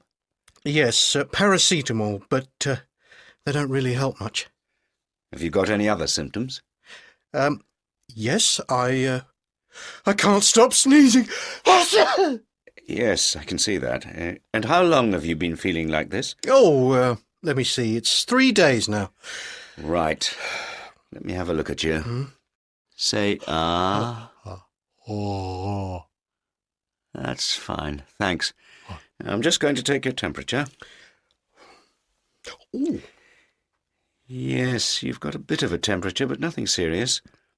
I think you've got a virus. Oh. You need to stay in bed and rest for 2 or 3 days. Do I need a what? Bless you. Thanks. Do I need some antibiotics? I'm allergic to penicillin, by the way. No, antibiotics don't work with viruses, but I'm going to give you something stronger for the headaches. All right. How often should I take them? Every 4 hours. If you're not better in 3 days, then come back and we'll do some blood tests. Oh, thank you, Doctor. Not at all. Goodbye. Bye. Right, who's the next patient? Oh, no. Hi, Mum. Oh, hello, darling. How are you? I'm okay, thanks. Did you get the message I left yesterday? Oh dear, yes I did. I was supposed to call you back, wasn't I? Sorry, Leo. I was out all day. Hope it wasn't important. No, it's okay. It's just that, well, Karen and I wondered if you had any special plans for your wedding anniversary this year. You know, as it's your 25th and all that. Well, we were going to spend our anniversary in the cottage in Wales where we had our honeymoon, but it was already booked. Tom was supposed to book it months ago, but he forgot, so the short answer is no. No plans. Right. Karen and I want to organise a party for you. It was going to be a surprise party, but we can't organise it without you. What a lovely idea.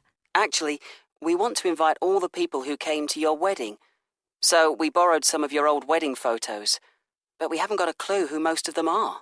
Well, we've lost touch with most of them. 25 years is a long time. What about the best man? Oh, Derek Bradley. Yes, he and his wife Brenda were our closest friends back then. She was my bridesmaid. They moved to New York just after our wedding. We were going to visit them later that year, but we didn't go for some reason. Haven't heard from them in, 15 years or so. I've no idea how to get in touch with them. Well, if you let me have all the information you've got, I'll try to get hold of as many people as I can. Well, let's see. I'm still in touch with Trevor Jones and his wife Sheila. They met at our wedding, you know.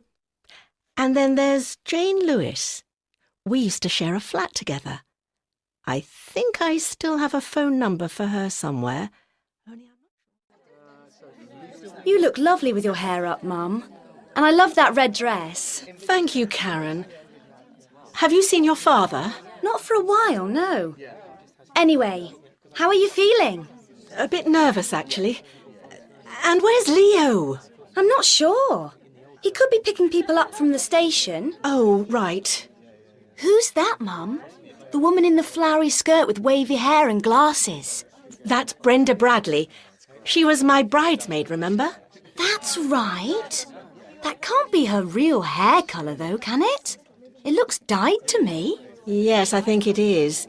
She used to be fair, I think. She must be going grey. And who's the woman with the blonde hair in the blue suit? Is that Jane Lewis?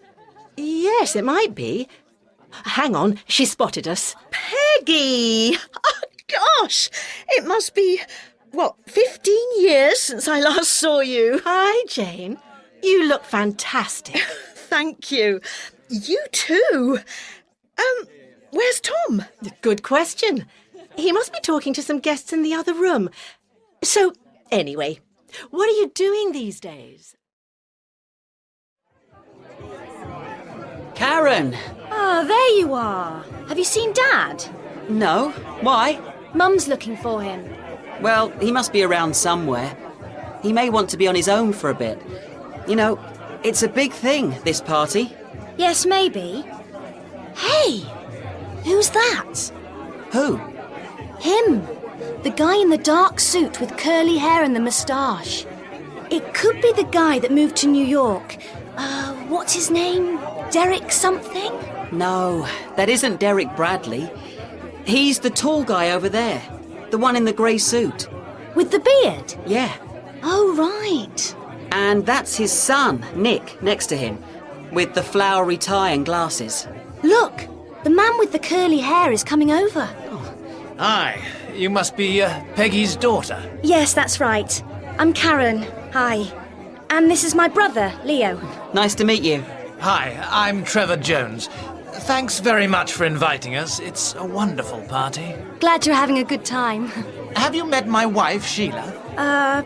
No, not yet. She's over there, the one with red hair in the dark brown dress. We first met at your parents' wedding, you know. Actually, she doesn't... Haven't you found him yet, Mum? No, I haven't. Maybe he's having a secret cigarette somewhere. Don't be silly. He can't be having a cigarette.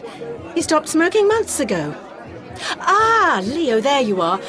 Where's your father? He should be here talking to the guests.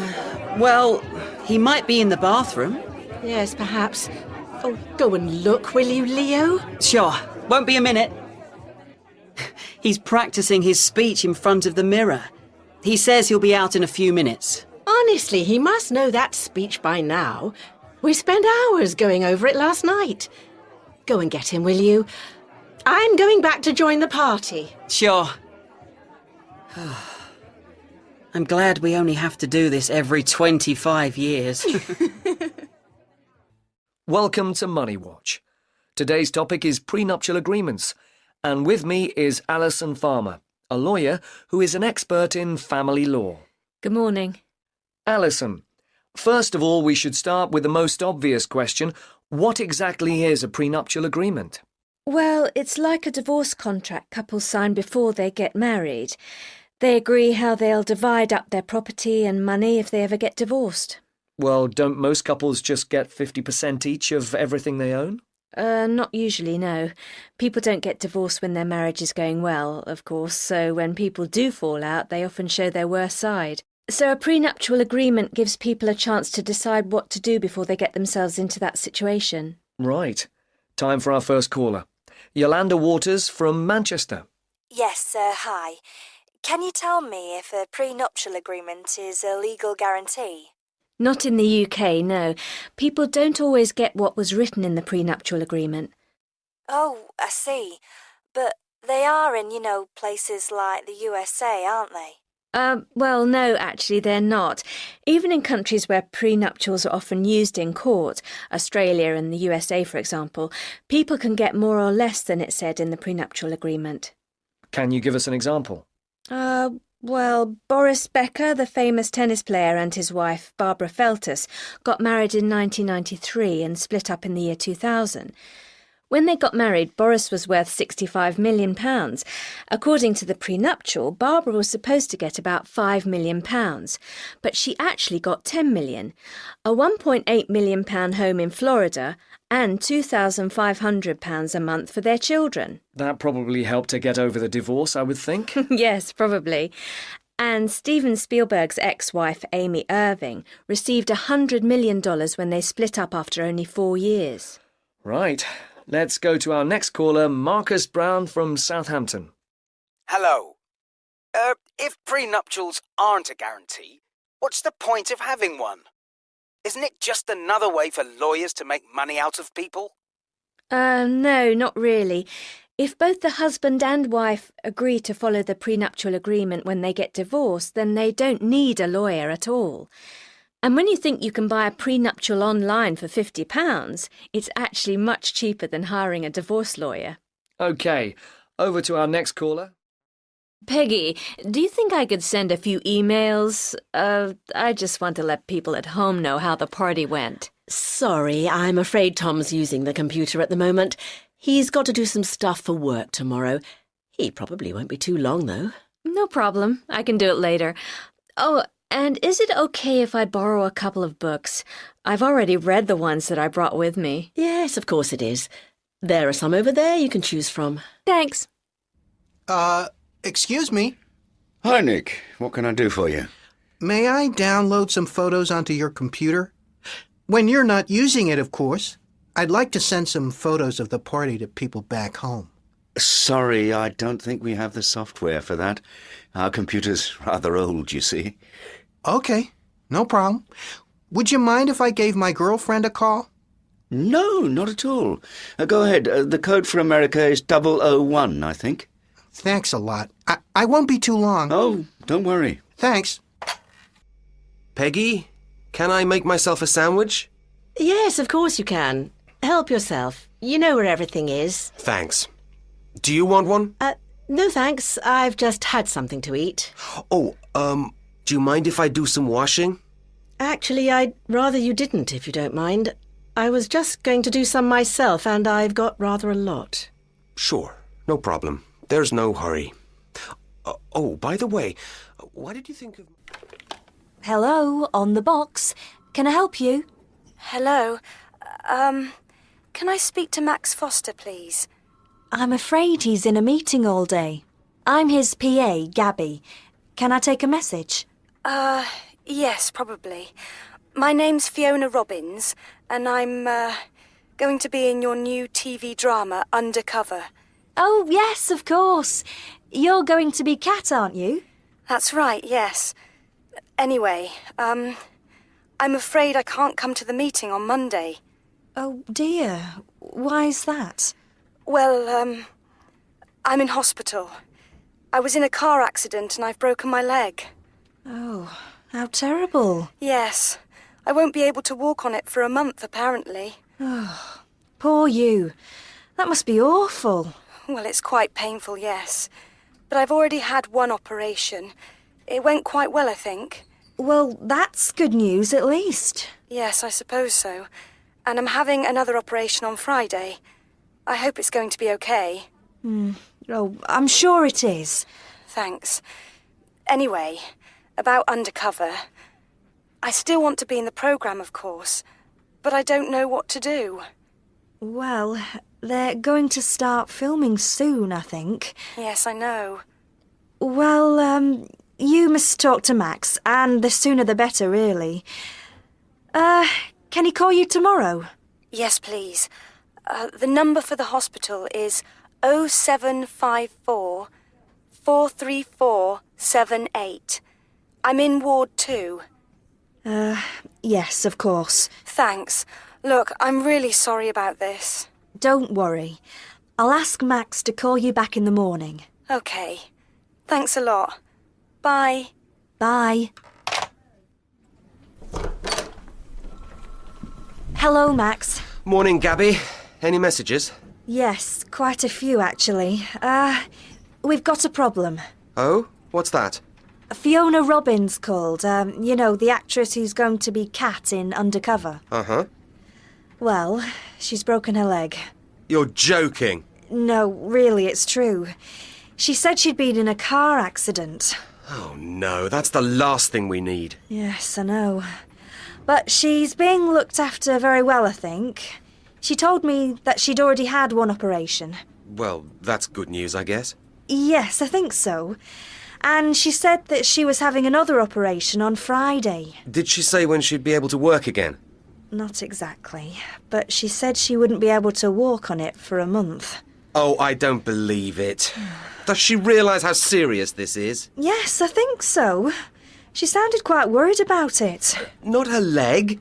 The fact that we're going to lose our lead actress. Anyway, she told me she couldn't come to the meeting on Monday. No, obviously not. Oh, what was she thinking of? Well, I don't think she planned to be in a car crash. No, I suppose not. What else did she say?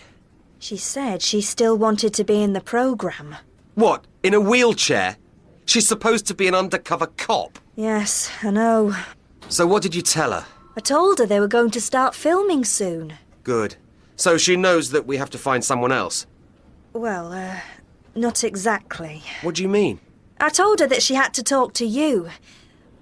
Here's the number of the hospital. She's in Ward 2. Right. While I'm doing this, find someone else to play Kat. I want 3 people here for auditions first thing tomorrow morning. Sure, will do. But before you go, you had some other messages too. Who from? Well, Mr. Hall said he had to talk... Sure, will do. But before you go, you had some other messages too. Who from? Well, Mr. Hall said he had to talk to you. OK, I'll call him later. What's his number? He only gave me his mobile number. Here it is. What does he want, anyway? I talked to him last week. Apparently, his wife wants a script back. Well, send it to her. It was rubbish anyway. What's next? Carl told me he was going to be in New York next week. Why is he going to New York? He should be going to LA. Oh, that man's an idiot. I'll call him later. And Sid said that he hadn't understood your email.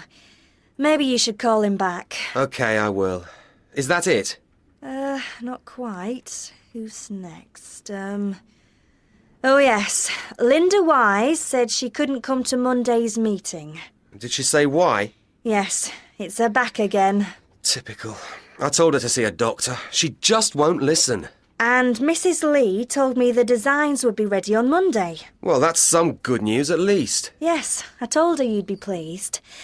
What's next? Oh, Ted Black said that he was having a party on Saturday. Who on earth is Ted Black? You know, the film producer.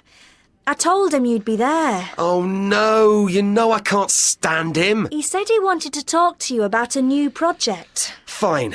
Is that all? And there's one more. Oh, what's that? Your ex-wife told me she'd sold the house.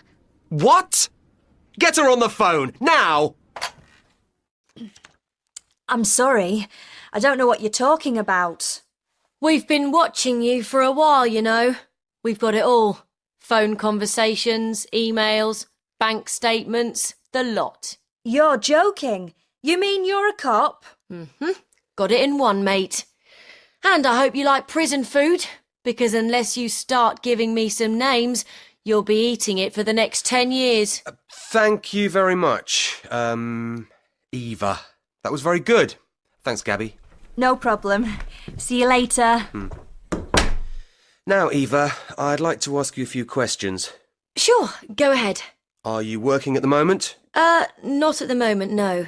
Do you have any acting work in the next 3 months? Well, maybe. I've had some auditions for other TV programmes, but I'm still waiting to hear back from them. Mm-hmm. And what was your last acting job? I played a nurse in an episode of Ward 6 recently. You know, the TV hospital soap? Mm-hmm. I got hit by a car and ended up in the hospital I worked in. I died at the end, but it was quite a challenging role. Okay, that sounds good. What other parts have you had recently? Before that, well, I was a school teacher in a film called Flowers in Winter. I had the lead role in that. It's coming out next month, I think. And where did you study acting? I trained at the London School of Drama for 3 years. Really? That's good.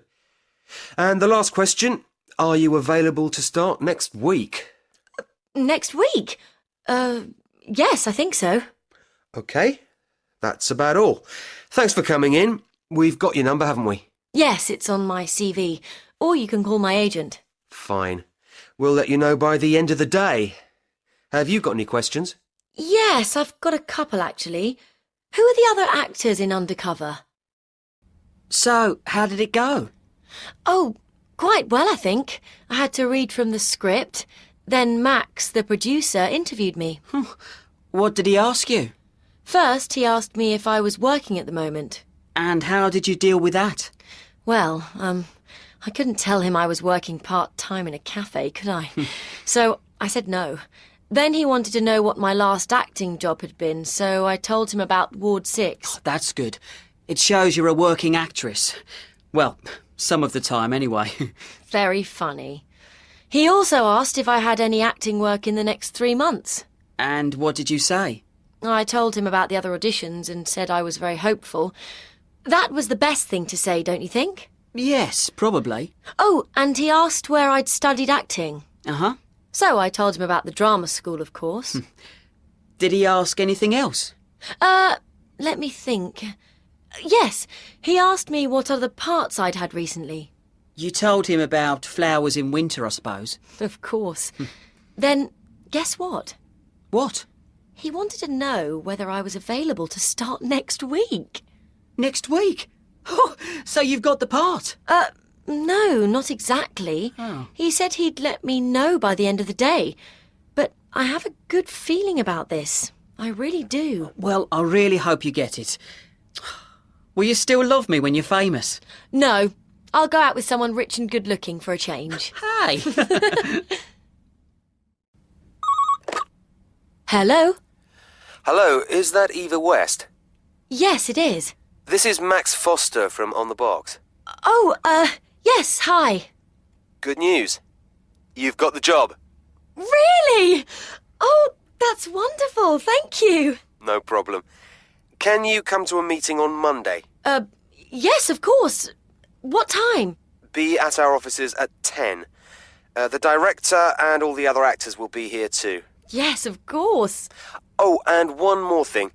Don't accept any more work. This will keep you busy for the next 3 months at least. No, of course not. Thanks again. Bye. Bye. Wow! I've got the job! Oh, congratulations! That's brilliant! Yes, I can't believe it! A TV series, and I'm the main character. So, what did he say? Oh, well, he asked me to come to a meeting on Monday. He wants me to meet the director and the other actors. That's great. Yes, he told me to be at their offices at 10. Excellent. Did he say anything else? Yes, he told me not to accept any more work. This is going to last 3 months at least. Fantastic. So, what's your character's name again? Kat. I don't know much about her yet, but it sounds like a really challenging part. Apparently, she's an undercover cop who... I've locked up the gallery, Gloria. Here are the keys. Thanks. Kat, before you go, can I talk to you in the office? Of course. After you.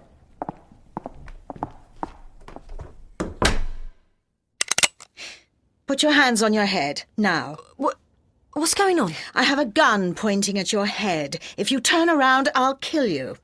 Gloria, there must be some mistake. There's no mistake, Kat. If that is your real name. We know you're a cop, so let's stop playing games, shall we? What are you talking about? Of course I'm not a cop. Whatever gave you that idea? I saw you bugging our phone the other night. Now, if you don't start telling me the truth, I'll put a bullet between your pretty little ears. OK, you're right. I work for the SCS. We know what you and Rupert have been doing. But if you help us, I'll make it easier for you.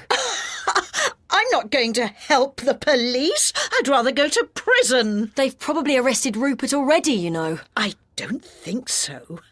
We're one step ahead of you. Now sit down and shut up. Kat, are you there? Kat? Don't say a word. Kat, the taxi's waiting. Hello, on the box. How can I help you? Hello, my name's Stan Kramer from CBN TV in Florida. Can I speak to Max Foster, please? I'm sorry, he's out of the office all day. Would you like to leave a message? Yes, if you don't mind. Sorry, what did you say your name was again? Stan Kramer from CBN TV in Florida. Is that Kramer with a K? No, with a C. Right, thanks. And what was the message? He sent our company a DVD of your new cop show, Undercover. Well, I really liked it a lot, and I'd like to meet with him and discuss a contract. OK. Shall I ask him to call you? Actually, I'm flying to London on Thursday on other business. Maybe Max could meet me at a hotel near Heathrow for lunch. I'm on, let's see, Virgin Flight VA329 from Miami, which arrives at Heathrow at 12:15. Sorry, I didn't get all of that.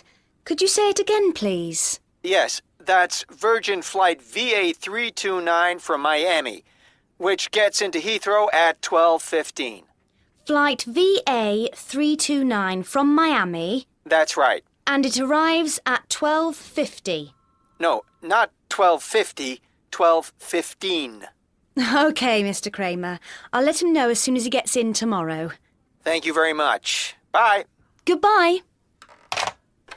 Hello, on the box. Can I help you? Hi, it's Gabby. How are things? Oh, hi. Fine, I think.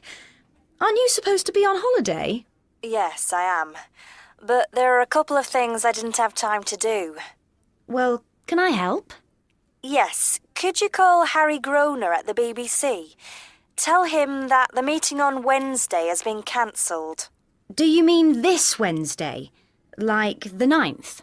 No, next Wednesday, the 16th. And could you tell me his surname again? Groner. Is that spelt Groner?